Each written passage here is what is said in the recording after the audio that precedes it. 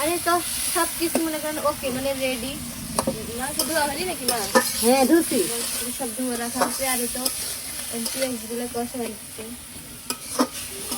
ভালো লাগবে। আবারও পিকনিক করছি, আগে কোনো কাকারে খেতে, এখন ভাইয়ারে খেতে। এবার লাঠির সাথে বেটার সাথে পিকনিক খাবো। এবার গরু আচ্ছা, মাংস এসে সমস্যা নাই। খাবো। সমস্যা নাই, এই যে আমরাও আছি। বললো খেয়ে বাড়ি হয়ে গেছে না? ঈদের মাংস খাবেন না নি? গরুর গোস খাবো এবার পিকনিক। আচ্ছা ঠিক আছে, হয়ে যাবে। পাউডার আর ব্রয়লার তেল আল্লাহ। পাউডার আমার কিছু এই ব্রয়লার রাত রান্না করা দেখছে মুরগি। ব্রয়লারের নমুনা আছে তো তাও। গরুর মাংসটা আগে বলবেন না? আমি জানি আজকে বলিতে আমার বেটায় আমরা আসিছি লাঠি বলিতে। খালা আপনার তো পা পছন্দ না, সেজন্য পা নিয়ে কাজ করছেন। ওরে আল্লাহ। পা খাই তো পায়ে জন্য কাজ করছি। আর ওই তো আম্মা কষাত তো মা হ্যাঁ কষাত।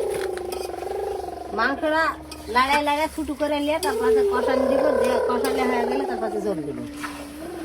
মাংস কষানে কি কাম তরকারি সোয়াদ। আরে তোমার পাটা দেখা যাচ্ছে। মেঘনার পা দেখাই যাবে। আর পা খেতে ভালো লাগে, মনে করেন যে চাবাতে ভালো লাগে। আর এখন যে চাবানো চাবালি বয়স হয়ে গেলে তো চাবাতে ভালো লাগে। ওরে এখনই বয়স হবে। বয়স না হলে বলে হায়াতের কথা বলাও যায় না, তারা চলে যেতে পারি উড়ে আবার যেতে পারি। তাহলে বাবা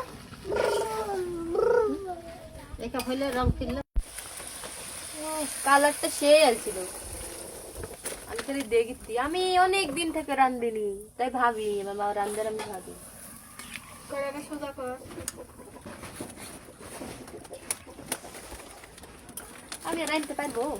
স্বাদ না, শুধু স্বাদ না হয়, যদি লবণ কম দিবে লবণ বেশি দেবে।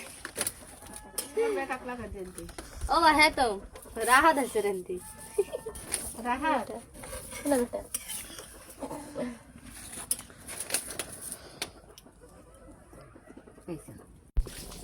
সেই সুন্দর। এই ঝোলটা এই বলকটা হলে হয়ে যাবে তাই না?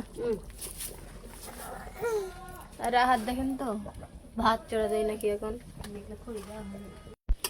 আরে তো গোস্ত রান্না হয়ে গেছে। আর দেখেন কি সুন্দর কালার, এরকম করে কিন্তু ভালো লাগে। কি জানি বাবু অতটা মাংস ঝোল আনলো নাই, দাদা? অতটা। খালাই আনলো না মায় আনলো? মাই মায়ে আমার মা রান্না করেছে না, আমি মানে দেখাচ্ছি আপনাদেরকে।